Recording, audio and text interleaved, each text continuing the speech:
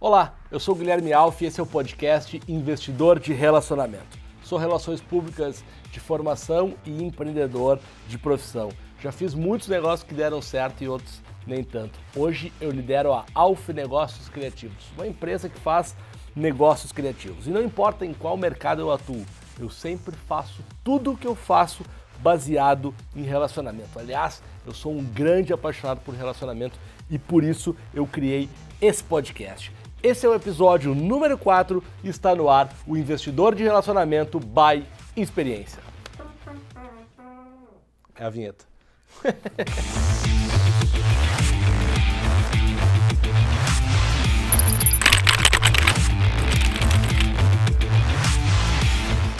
Eu gosto muito de mostrar o lado prático das coisas, por isso que quando eu decidi fazer esse podcast, eu decidi que todo episódio eu ia começar contando uma história que eu vivi, uma história que eu presenciei, uma história que eu estava perto que pudesse exemplificar as coisas. E hoje eu vou contar como eu fui parar na Florida Cup em 2016, trabalhando com o Esporte Clube Internacional, glorioso Inter de Porto Alegre, da minha cidade, que foi fazer uma pré-temporada em Orlando. Essa história começou um mês antes da pré-temporada do Inter, quando na verdade eu fui fazer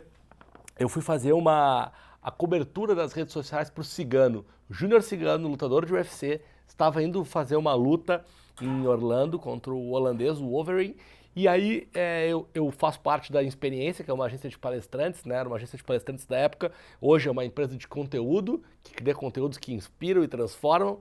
E, enfim, eu era colega de Experiência do Cigano, rolou o contato e ele me convidou para ir fazer então a cobertura nas redes sociais da luta dele.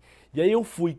Quando eu cheguei lá em Orlando, eu acabei postando uma foto que eu estava lá em Orlando, porque isso é uma coisa que eu sempre falo e é super importante a gente contar o que a gente está fazendo, a gente falar sobre o nosso trabalho. Postei lá, tô aqui em Orlando e tal, vim fazer um trabalho com o Cigano. E aí a agência de marketing esportivo que estava levando o Inter para a Florida Cup, eles eram de Porto Alegre, os caras eram meus amigos, viram que eu estava em Orlando e me mandaram uma mensagem, dizendo, cara, tu está em Orlando, a gente vai levar o Inter para ir no mês que vem e tal, e tá precisando resolver algumas coisas, tinha umas coisas de impressão de placas para os treinos e outros materiais que precisavam para a pré-temporada. E eles me pediram uma ajuda, assim, de parceiro e tal, e eu fui atrás, peguei uma manhã de folga que eu tinha lá, fui atrás dessa gráfica, encontrei a gráfica, consegui fechar lá, gerar os orçamentos que eles precisavam, e daí pintou uma conversa e um convite para que eu voltasse com eles um mês depois e trabalhasse com o Inter na Florida Cup, convite que eu prontamente aceitei e foi super importante para mim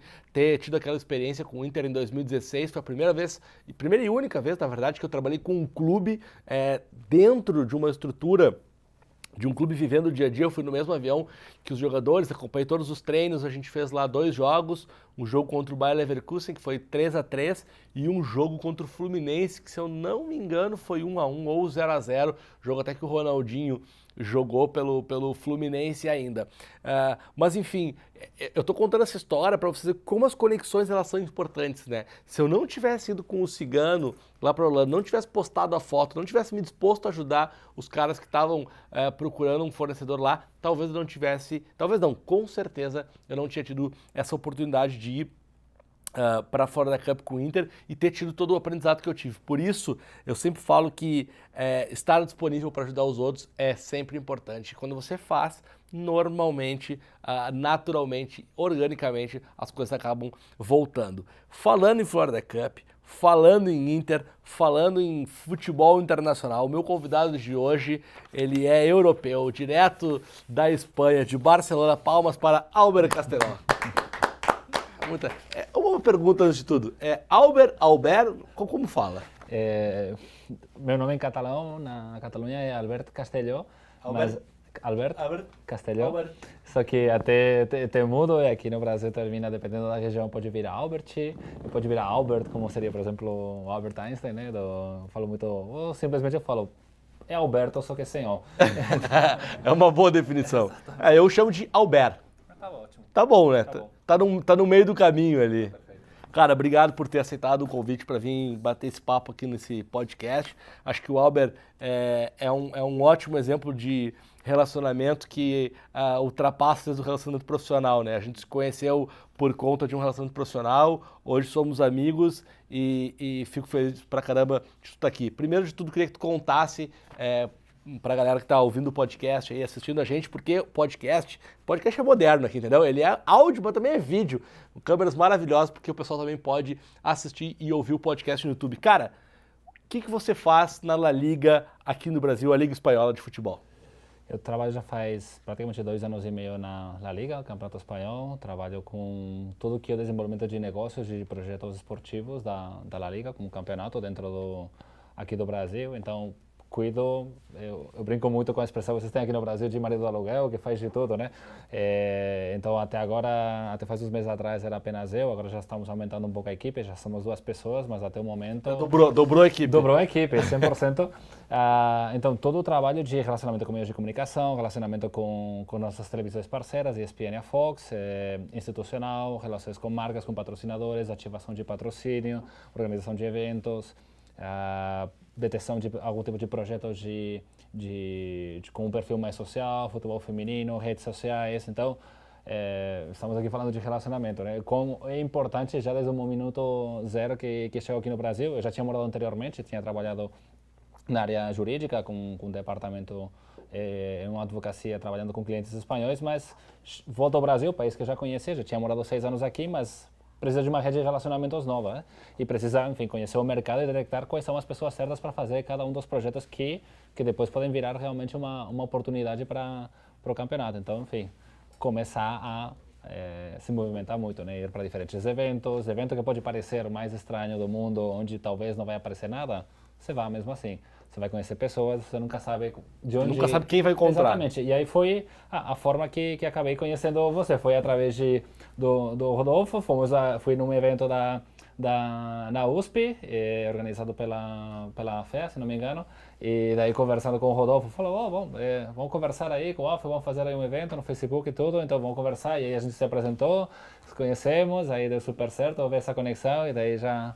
amigos e tudo que veio depois. Então, um beijo pro Rodolfo, que vai ser convidado também para vir no podcast, pro Glera, Quarteto Fantástico aqui, 50% do Quarteto Fantástico representado. Agora, por que a La Liga abriu essa operação aqui no Brasil? O Brasil tem uma relevância pro futebol europeu e pro futebol mundial? Sim, não, sem dúvida. O exemplo mais fácil de explicar esse tipo de conexão é, enfim, todos os grandes jogadores, craques brasileiros que passaram pelo nosso campeonato. Não teve nenhum outro campeonato com essa presença tão importante de jogadores e craques brasileiros que atuaram na Europa. Então, enfim, Ronaldo, Ronaldinho, Romário, Rivaldo, enfim, craques como, enfim, outros craques, Denilson, Mauro Silva, Bebeto, Rivaldo, enfim, muito craque que passou pelo nosso campeonato, criou essa conexão com o país. O brasileiro tá acostumado a sempre estar torcendo por aqueles grandes clubes que são os campeões, e aí você vê Barcelona, Real Madrid, clubes que têm, enfim, maiores vencedores não só do Campeonato Espanhol, mas também os que vêm vencendo muitos anos atrás também a Liga dos Campeões. Então, digamos que é um país estratégico porque a gente sabe que tem uma torcida muito forte aqui no país. Barcelona e Real Madrid são os 2 clubes estrangeiros mais seguidos pelos torcedores brasileiros. E redes sociais, por exemplo, a gente está bem à frente de qualquer outra competição estrangeira, na frente do Facebook ou no Instagram. O Brasil representa o primeiro país em número de seguidores na nossa conta global do Instagram, na frente de outros países. É mesmo? Depois da Espanha, obviamente. Né? Não, na frente da Espanha. Na frente da Espanha? Praticamente 1,4 milhões de seguidores. Caraca, muita gente. Facebook está a 2,5 milhões, mais ou menos, e, enfim, e engajamento crescendo ano após ano. Então, enfim, forma de demonstrar que nosso campeonato continua sendo muito relevante para o torcedor aqui. Desde que ano você está na Liga? Da Liga desde fevereiro de 2017.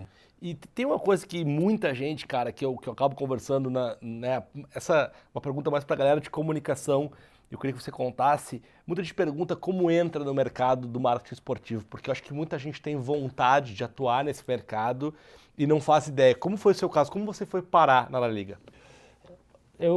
Enfim, minha história tem 2 partes de como entrar no futebol ou no marketing esportivo. Minha história começou com 14 anos, quando eu jogava futebol na base enfim, do Barcelona e acabei... Põe na tela aqui essa foto maravilhosa, essa foto aqui. Quem está nessa foto aqui? Você sabe de que eu estou falando. Quem está nessa foto? Tem uma foto por aí onde eu apareço com o Iniesta. Iniesta, o cara fazia pelada com o Iniesta, rapaz, respeita nós. Eu tomava muito gol dele.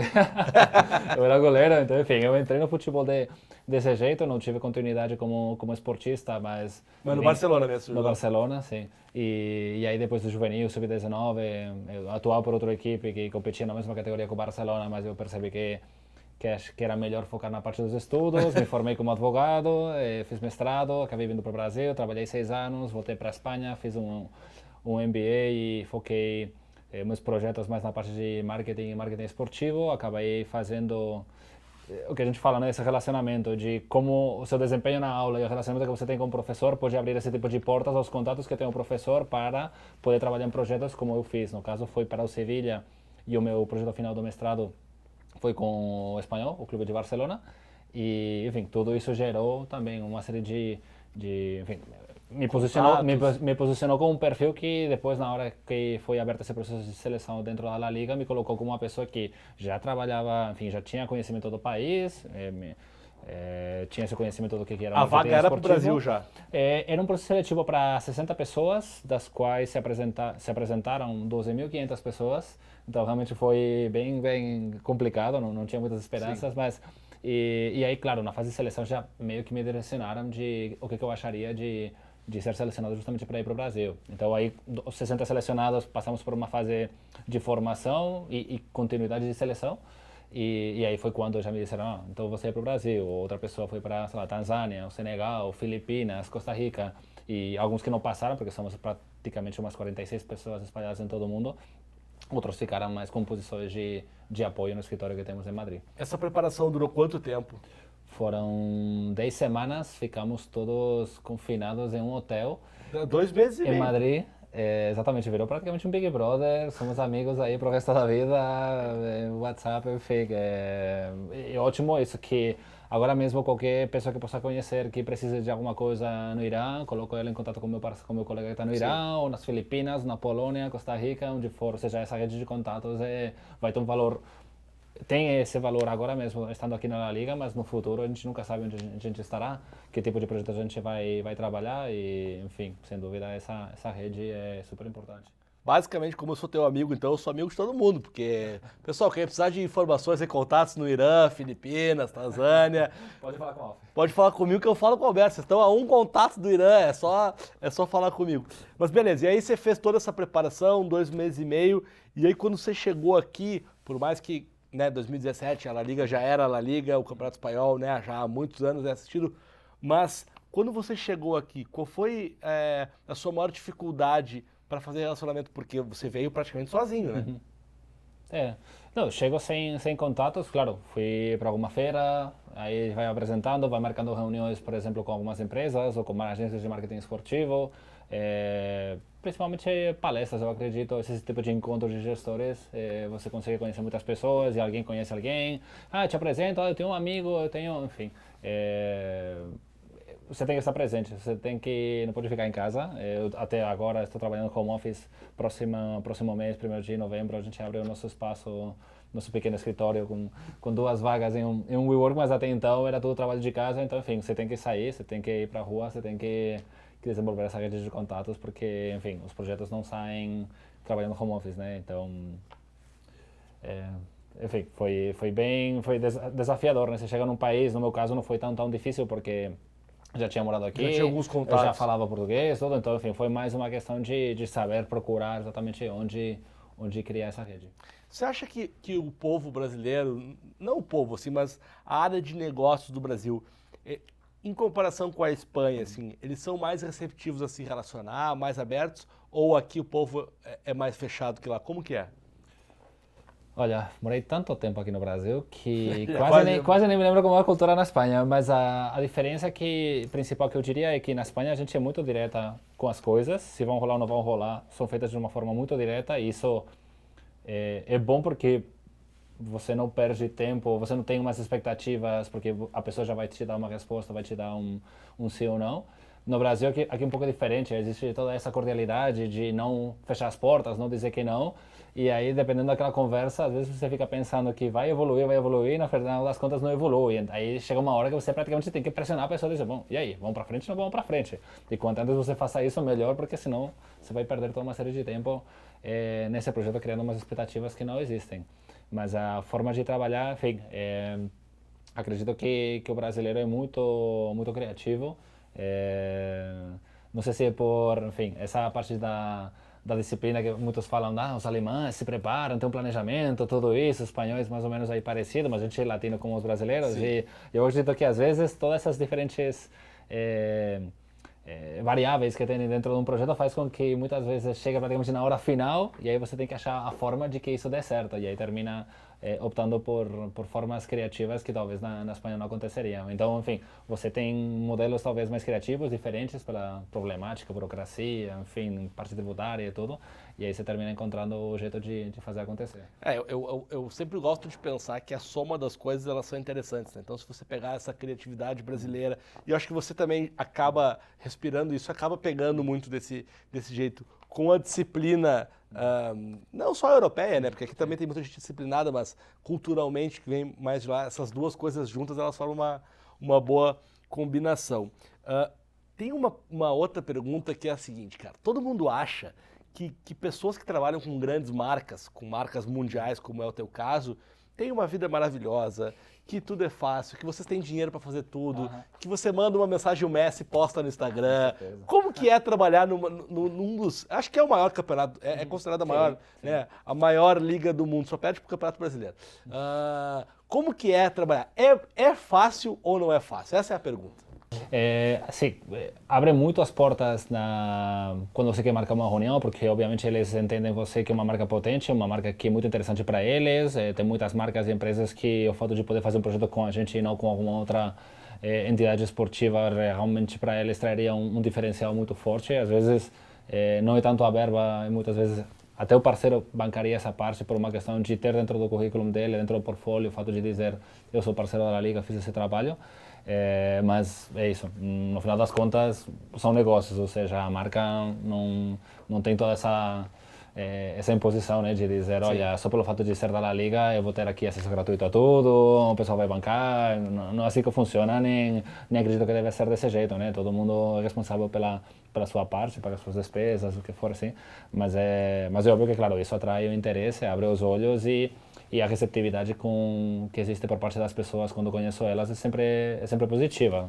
A pessoa gosta de, como falei, né, essa cordialidade que tem o brasileiro, gosta de agradar, gosta de receber bem e, enfim, faz muita diferença estar trabalhando para a Liga e não para algum outro campeonato diferente. E a responsabilidade também, ela é a altura, né? Você também tem uma responsabilidade enorme e tudo que você precisa fazer tem que ter um nível de qualidade muito grande. Você está vendo, eu não estou aqui de regata, né? Eu estou aqui vestido, tudo assim, tem uma imagem. Enfim, tem que controlar muito a mensagem. Enfim, não... Claro, você tem uma interação nas redes sociais, você pode postar coisas no Instagram, tudo assim, mas claro, aí tem uma imagem pública que você tem que manter, uma reputação que no final das contas representa um campeonato como espanhol, não é só eu, Albert Castelhó, como pessoa, mas como representante da maior liga do mundo. Eu sou um grande, não quero te colocar numa saia justa, então eu sou um grande crítico à estrutura do futebol brasileiro, porque eu acho que, eu vou resumir em uma frase, eu acho que o futebol brasileiro ele não é sério. Né? Isso é uma opinião muito minha, assim, eu acho que o futebol brasileiro não é sério, por isso a gente tem tanto talento e não tem um campeonato, e não tem uma estrutura, não tem uma seleção como na altura do talento que a gente tem. E aí a pergunta que eu queria te fazer é, como é a estrutura da La Liga? Porque aqui no Brasil a gente é acostumado com a CBF, com a Confederação, com as federações locais, campeonato e tal. E a La Liga eu sei que ela é uma empresa. Como que é essa estrutura para a galera que está ouvindo o podcast, que eu acho que não faz nem ideia de como funciona? A estrutura, na verdade, é uma associação de clubes, são os 42, formado por 42 clubes, são os 20 clubes da primeira divisão e os 22 clubes da segunda divisão. É uma entidade separada, não forma parte da Federação Espanhola, é uma cisão, até criado por Lei Geral do Esporte dos anos 90 da Espanha. A La Liga como competição existe já há 90 anos, mas a La Liga, enfim, já tem praticamente mais de 2 décadas e E o que nós cuidamos é do produto, ou seja, são os próprios clubes os que escolhem quem é o presidente, entre eles formam parte de um conselho de administração, eles tomam as decisões, eles validam todos os projetos, eles validam quais que são as despesas que temos, por exemplo, no final da temporada ou a cada X prazo trimestralmente, nosso departamento internacional da La Liga, eles apresentam em que a gente está gastando a verba no departamento internacional, ou seja, porque a Albert está gastando... Apresentam para os clubes. Claro, exatamente, dizer, olha, a verba que vocês não estão recebendo para poder contratar jogadores, ou pagar salários, o que for, está sendo destinada a esse tipo de ação internacional de exposição maior da marca da La Liga dos clubes internacionalmente. Então, mas me mostra exatamente em que está sendo investido. Então, a gente tem que prestar contas para os clubes, eles têm que ver que realmente esse investimento vale a pena para, enfim, aumentar a visibilidade do clube e detectar oportunidades de negócio ou projetos esportivos para os clubes. E no final das contas, eles investem de um jeito, numa plataforma onde eles conseguem maximizar essa visibilidade com todos os países do mundo com o qual a gente tem presença atualmente, que são praticamente uns 46 delegados, mais uns 6 ou 7 escritórios. No total, temos um alcance de uns 88 países do mundo. Então,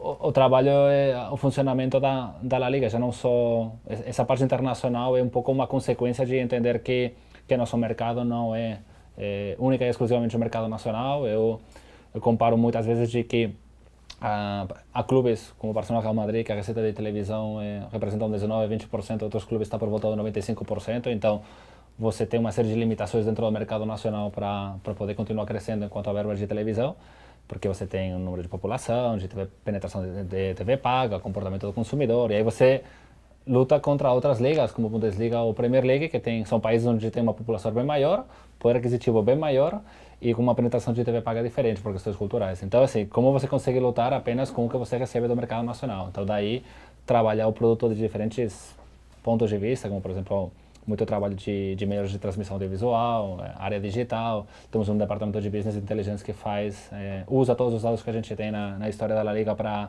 poder tomar as melhores decisões no futuro que façam com que a gente consiga maximizar não só a audiência do público em casa, mas também a presença do público nos estádios. Enfim, departamento que cuida contra a pirataria, que é uma forma de você proteger o valor dos seus direitos audiovisuais e uma forma de reconhecer o valor que está pagando o seu parceiro, sua televisão, por transmitir o seu campeonato no país.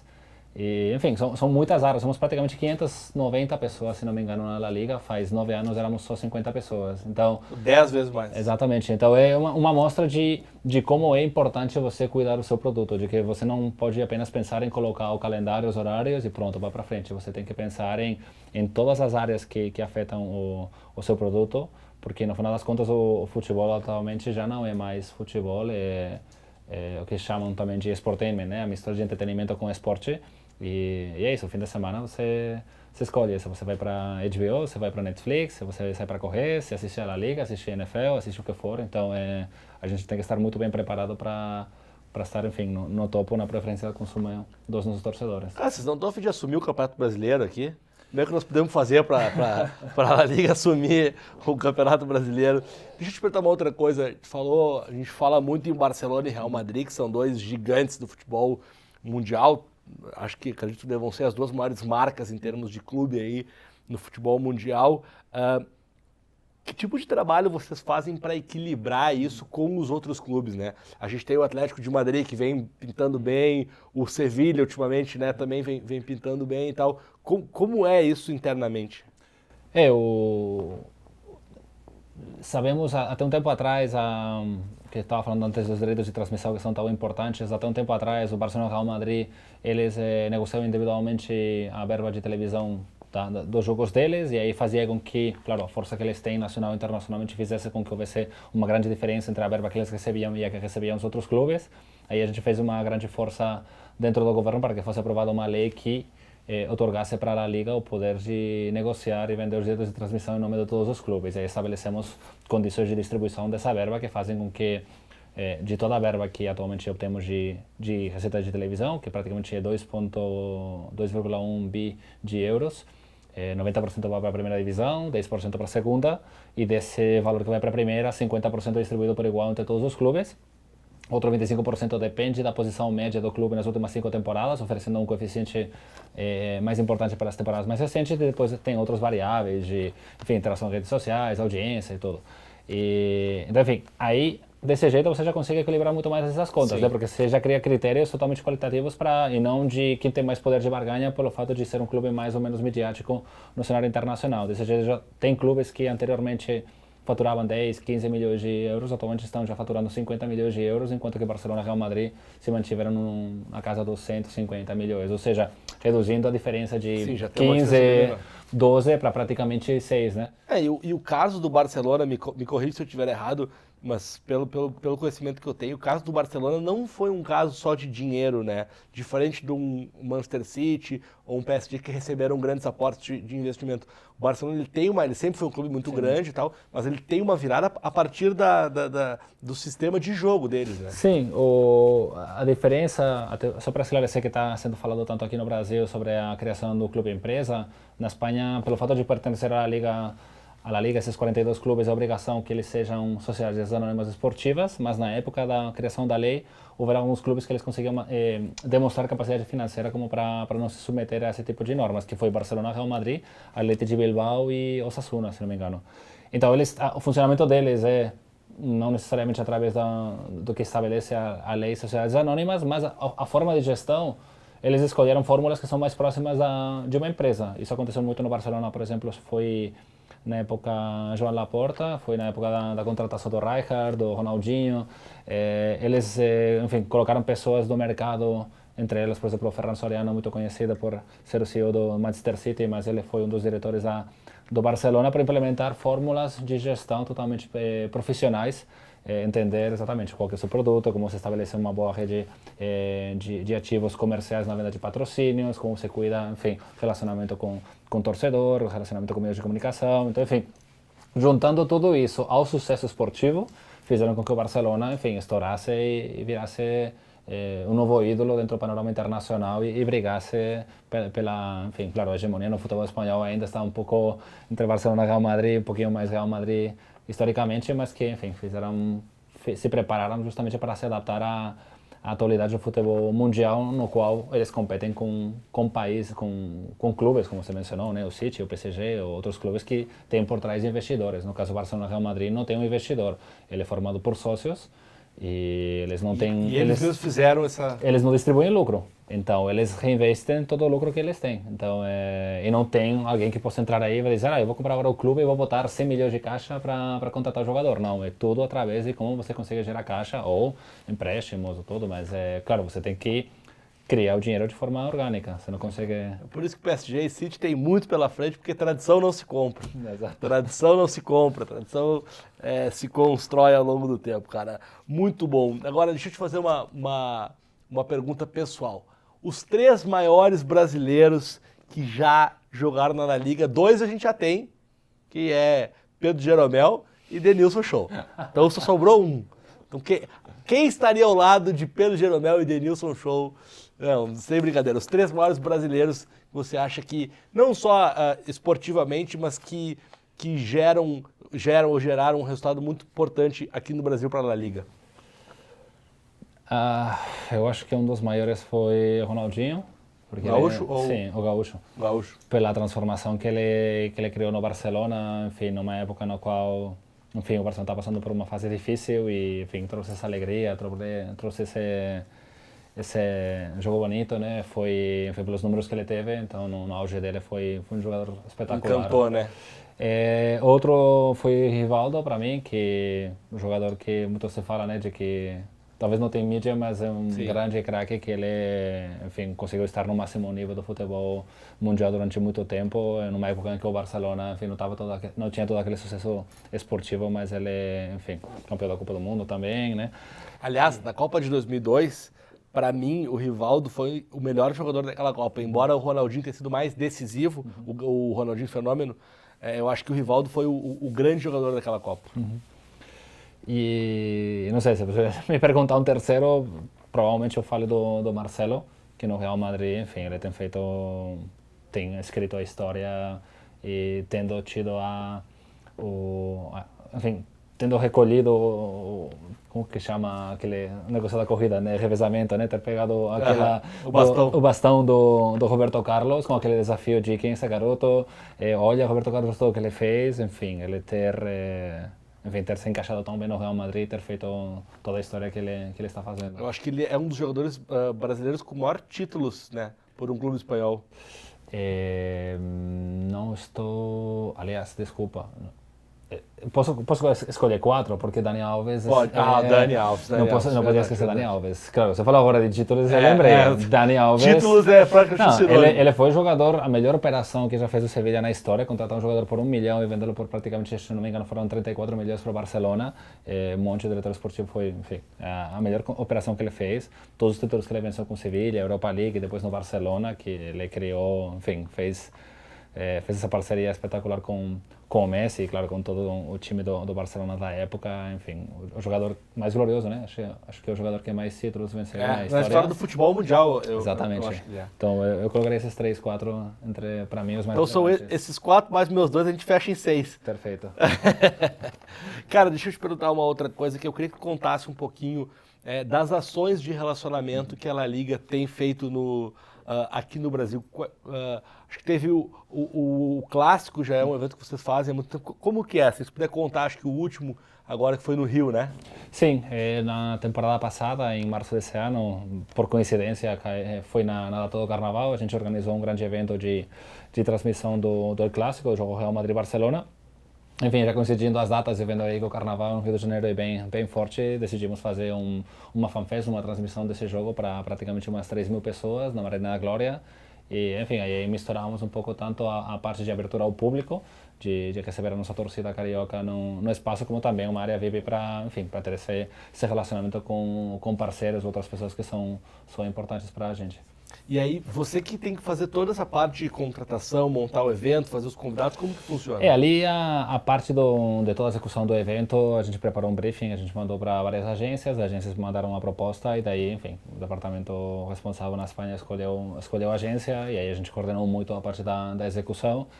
Parte dos VIPs, por exemplo, foi muito mais, foi tarefa exclusivamente minha, de quem que a gente ia convidar, quem que ia formar parte dessa área, então, enfim, não teria conseguido organizar toda essa área VIP, que era praticamente 200 pessoas, se não tivesse feito anteriormente todo esse trabalho de relacionamento com muitas pessoas, né? Mas enfim, foi um sucesso, praticamente lotamos o espaço, contando com que havia tanta oferta de lazer nesse fim de semana no Rio de Janeiro, com os bloquinhos e tudo, mas enfim... A concorrência era grande. Era um pouco grande, mas enfim, foi um primeiro grande evento no país. Temos feito outras ações também de relacionamento. Você perguntava anteriormente sobre ações para promover outros clubes. Eu sempre falo que não representou 1 ou 2 clubes, mas sim os 20 clubes da primeira divisão. A gente tem feito ações também para promover os derbys, que são os jogos entre times da mesma região.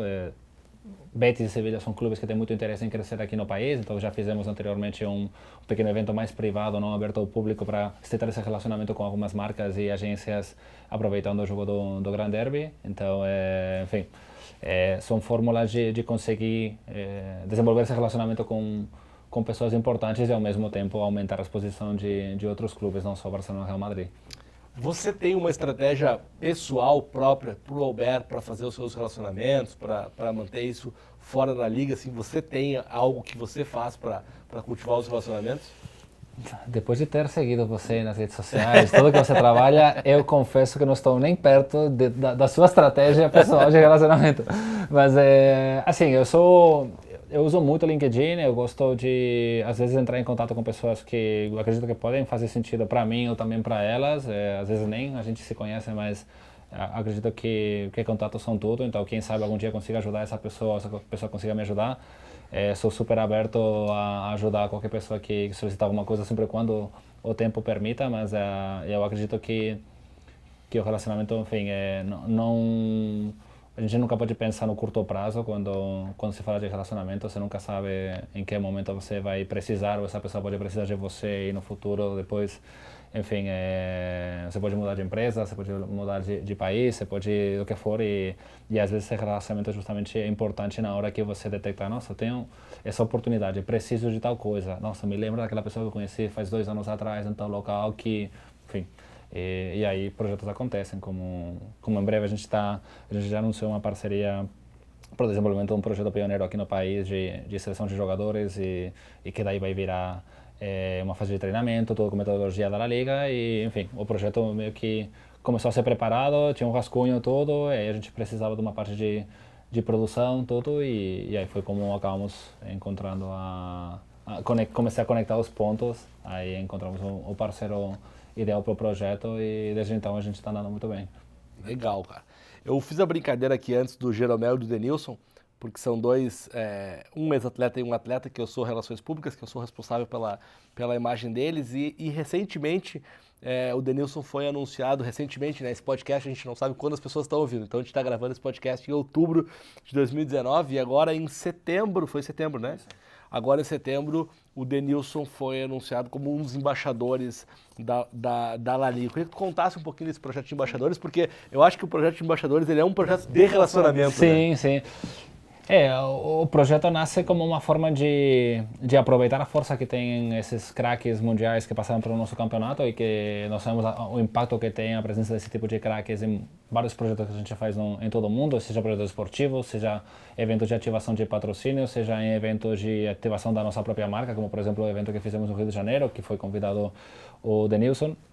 E, enfim, eu já te conhecendo o Rodolfo, e aí eu estava acompanhando muito o trabalho do Denilson, eu gostava muito, acho uma pessoa super profissional e aí eu sugeri, batalhei muito internamente para que o Denilson fosse para o evento, para o trabalho do Rio de Janeiro e a pessoa que organizou falou, nossa, sensacional, o trabalho dele é, até diria que melhor do que aqueles que formam parte da rede oficial de embaixadores. O Denilson estava aí um pouco como freelas, né, nesse trabalho e aí, enfim, continuou evoluindo e quem faz toda essa gestão da rede de embaixadores é o Fernando Sanz, que é nosso diretor de Relações Institucionais Internacionais e de Embaixadores. Ele é ex-jogador do Real Madrid, ex-presidente do Málaga. E, claro, você sabe, jogador de futebol praticamente só se relaciona com jogadores de futebol, né? É aquilo de, não, você não forma parte um pouco da minha, não sei se chapa a palavra certa, mas da minha, enfim, do meu mundo. Então, enfim, são entre jogadores que eles se conversam. E aí, enfim, terminaram tendo essa conversa, deu certo e aí, enfim, fiquei muito feliz de que ele fosse nomeado novo embaixador da La Liga para todo mundo. Então, esperamos poder contar com ele para múltiplas ações que a gente faça aqui no país. E na prática, o que o embaixador faz? Como falei, participa muito de ações de patrocínio, de ações de ativação de patrocínio que tem os nossos parceiros mundiais. Quando a gente faz algum tipo de encontro com torcedores, acostuma também ter presença do embaixador. Enfim, depende muito da demanda da marca ou da La Liga. Tem até inclusive o jogo de lendas da La Liga, que nós chamamos de La Liga Legends, que são jogos amistosos feitos por jogadores da La Liga contra algum combinado de jogadores de algum outro país. A gente já fez isso no México ou na Polônia, por exemplo, ou na Itália, então podem também participar dentro desse tipo de time. Então, enfim, dá um jeito de continuar ampliando a exposição da marca da La Liga através daqueles jogadores que fizeram sucesso no campeonato. Muito bom, cara. Estou batendo um papo aqui com o Alberto Casteló, é delegado o cargo oficial. Na Espanha foi dito delegado. Aqui as pessoas ficariam com medo, né? Pensariam que eu vou colocá-las na cadeia.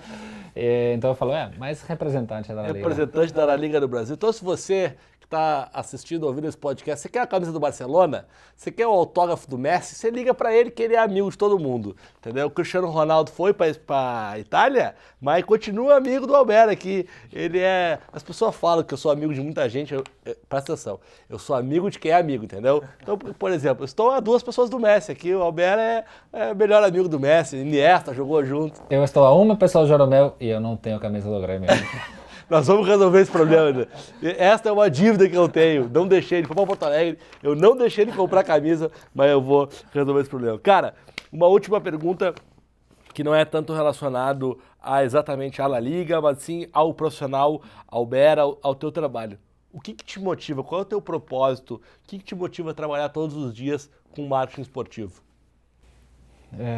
Eu acho que o poder transformador que tem o esporte. Acho que em poucas áreas da vida você consegue ver como uma pessoa que, sem ter recursos para poder estudar ou para poder chegar em algum lugar aí na vida, enfim, consiga se preparar, consiga chegar. Então o esporte desenvolve toda uma série de áreas da personalidade humana, enfim.